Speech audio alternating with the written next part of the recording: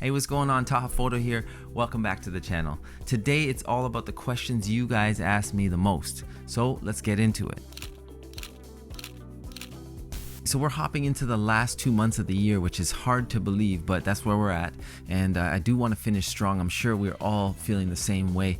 2021 just flew by. It was summer, then it was fall, and here we are almost into winter and ending off the calendar year. So I thought it was important that I got to these frequently asked questions because they keep coming up, right? And I don't get a ton of questions, I'll be honest, but between my Instagram and YouTube comments or messages, I find that it's important that we try and get to the bottom of some of these questions. This one came up a lot. What are your go-to settings for street photography? So let's get right to my favorite settings. I wrote them down here so I don't make any mistakes, but there's two modes that I really enjoy using. So the number one mode that I'm into or that I use the most is my AV mode, and the second most used is my TAV mode. So what's the difference? This mode keeps you in aperture priority because it's important that that depth of field is there if I need it, and just how much light is coming into the sensor. So I usually have my ISO at 100 to 400. Aperture is between f2.8 to f4. I like to keep it in that range. And then my shutter speed, of course, the camera decides on the shutter speed in aperture priority mode or AV mode. And that's just me looking back at the actual settings and seeing what I consistently shoot at. That's how you find out your settings and your favorite settings, because you get the results that you want. For the second mode that I use, mostly in lower light situations, will be the TAV mode. And I'm just looking here at my settings. So basically the ISO is selected by the camera. The camera is deciding how much light is needed for this scene. So I'll have my shutter speed at 1/60th of a second, and then my aperture between 2.8 and f4. Based on those two settings, then it decides how much light I need. Now, I like to keep that shutter speed around 1/60th if I'm not doing any motion, right? Say it's 1/60th of a second and it's an alley, I don't know, an alley that's pretty dark. I don't want a shutter speed of 1/250th of a second, because that will be pretty dark, and therefore that will push my ISO up that the camera is deciding on. So if I keep it at 1/60th and the aperture say at 2.8, then my ISO might be at 1600 depending on what the camera sees in that setting, but it's lower than say ISO 5000, where there's just going to be more grain in my image, which I don't want. Noise. I don't want noise in my image. So those are the two modes, AV mode and TAV mode. So I kind of go back and forth. So hopefully that helps you on my settings. All right, so question number 2 is, how do I make money from photography? Great question. Get asked this quite a bit. I would say the majority of my money comes from commercial work. So brands like BMW, Samsung, Foot Locker, Warner Music. Sometimes you're actually shooting for the client and you're shooting their products, you're shooting the stories that they want to tell. That really depends on the client. Obviously the field has changed in different ways, where sometimes they need you as an influencer, so like you are actually the product yourself and somebody else is shooting you, but they're also kind of featuring you as a photographer. So it's a different way that they want to tap into your audience and your story, which is great.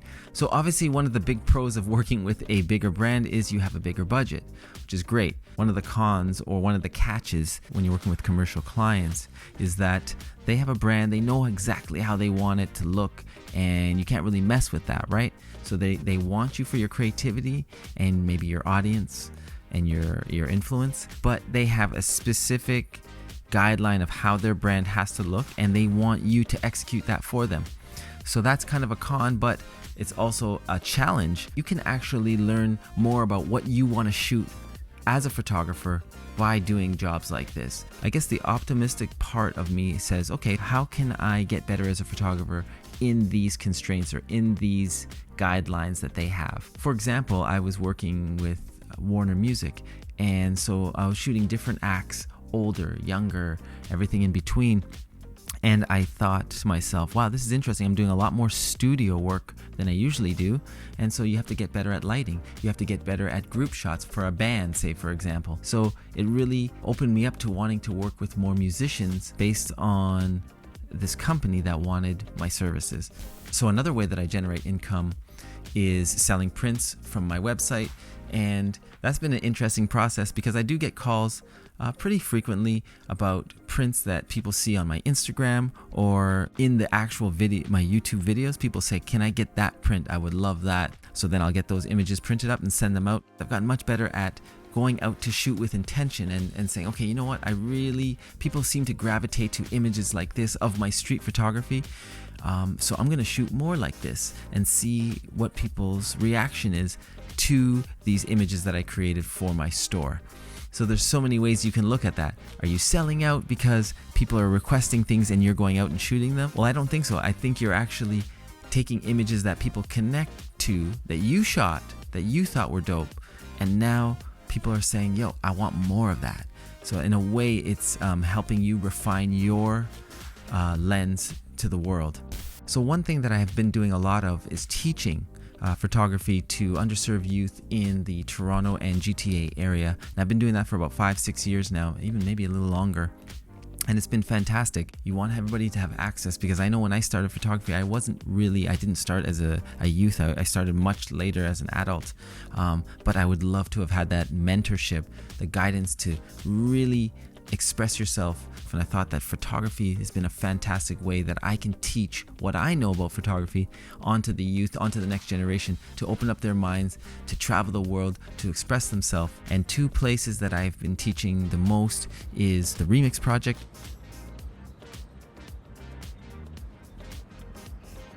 and GR II. 2 different organizations, both non-for-profit, that do fantastic work in the city. And that's been great for me. So I go in there, I teach I have a little curriculum, 9, 12, 15 weeks. It depends on the program. And we do a lot of online learning, which was different, but interesting nonetheless. But looking into the future, a couple of ways that I want to make money through photography will be NFTs for sure, and this YouTube channel and monetizing this YouTube channel. That would be fantastic. Knowing that there's an audience, there's a hunger there to learn about photography, really sharing with the community what I know. So next question, film or digital? This comes up a ton, of course. And I don't think there's one answer. I couldn't just say I want to shoot film going forward and that's it. And I don't think shooting digital going forward is also that fulfilling. But I am a hybrid type shooter, so if I'm shooting a lot of digital, I feel it. I feel like I'm taking too many frames when I'm out on the streets, and that's where film comes in, because you can kind of just flip, and then you know that you're gonna have to take more time shooting film. I have a couple of videos. You can go through my catalog there and see how I talk about shooting street on film and the differences between that and digital. However, I do notice that when I'm shooting film, my process does slow down. So film does play a huge part in my process, specifically in the last year, and then just making it about the story that you're trying to tell. You know, that doesn't always happen with digital, because you naturally know you have more frames. So film humbles you and brings that balance of shooting less and telling a better story. Question number 4, why do you shoot street photography? So when this comes up, the first thing I think of is therapy. I think about spontaneity. These are the thoughts that initially come up when I think about street photography. There was a time, it was a low point for me, just when I was starting photography. I got out and I was physically walking around, taking the subway, going from A to B, and the weather was not fun.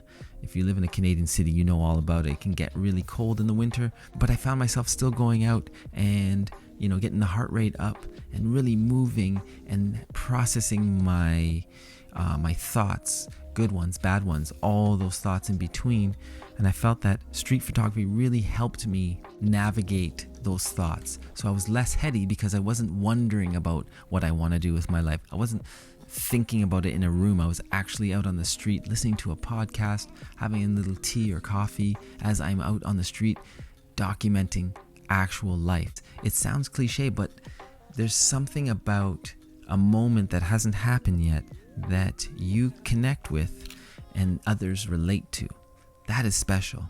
Not every shot when you go out is going to be a wow moment. It's not going to be perfect. It's not going to be amazing. But the potential for the stars to align is always there, and I think that's what brings me back to the street. It didn't happen, and then it happened, and I captured that. Question number 5, what is my favorite camera? Now, for some of you, this might be obvious if you follow the channel, but if for any reason you don't know, it is the Ricoh GR II. I know I go on about this camera, but if you're a street photographer, you kind of have your go-to camera. And so for me, it is the Ricoh GR II. It really changed how I shot the streets. I felt because it's so compact, because it's so light, and it has beautiful image quality, I felt less intrusive on the streets. I felt like I was blending in, yet still documenting everything around without disturbing that scene. And that really resonated with me. So since 2017, that's my go-to camera. And I know the GR3 is out and the GR3X, but to me right now, the GR2 is where it's at. I know my settings, I really love it. It's an extension of my eye and my thoughts. Until that changes, that is my go-to camera. All right, so the second favorite camera that I use, and this is mostly for my commercial work, would be the Canon 6D. I think it came out in 2012, and I think I got mine around 2015. And the reason why I picked up the Canon 6D was it was the lightest full frame camera in the Canon family. I was heavy into Canon. That was my system. And I had Mark II, Mark III, I had 7D, but they were all heavy. When I started doing commercial work, I wanted to use a camera that was way lighter because it just was bothering my wrist, and I just thought, this is so clunky. This can't be the best there is. So I did a little bit of research and I bought this used Canon 6D. I heard good things about it, and just like half the weight. It was just so light for a full frame camera. And still to this day, that's what I use as my main commercial camera. And for street, my Ricoh GR II. So as we always do, we have a question of the day, and today we're gonna flip it back on you. All those questions that I was asked, the FAQs, can you answer one and share it in the comments below? That would be great. Answer any one of those questions that I've been asked. I would love to hear your answers to those questions. So let's go. All right, so that is a wrap for today's video. Frequently asked questions, not too bad, right? We got to know a little bit more about my process and some things that are very true that are going on in my photography life from day to day. This is what I do. If you didn't get a question answered, definitely throw it in the comments below. I'll do one of these maybe once a month, answering questions to the best of my ability about photography and life and motivation and inspiration. This is what we're here for. So I hope you enjoyed that. And until the next video, stay creative and believe in yourself. Peace.